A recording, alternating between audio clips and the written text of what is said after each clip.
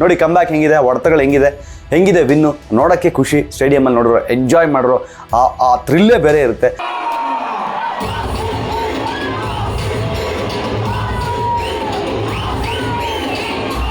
First half ಆಗೋ ತನಕ ನನಗೆ ಸಖತ್ ಬೋರ್ ಹೊಡೆದ್ಬಿಡ್ತು. ಇನ್ಫ್ಯಾಕ್ಟ್ ಅಯ್ಯೋ ದೇವ್ರೆ ಏನು ಗುರು ಇದು, ಏನೋ ಹೈ ಸ್ಕೋರ್ ಮ್ಯಾಚ್ ಆಗುತ್ತೆ, ಸಿಕ್ಕಾಬಡೆ ಸ್ಕೋರ್ ಬರುತ್ತೆ, ಒಳ್ಳೆ ಚೇಸ್ ಆಗುತ್ತೆ ಅನ್ನೋ ಥರದಲ್ಲಿ ನಾನು ಎಕ್ಸ್ಪೆಕ್ಟ್ ಮಾಡ್ತಾ ಇದ್ದೆ.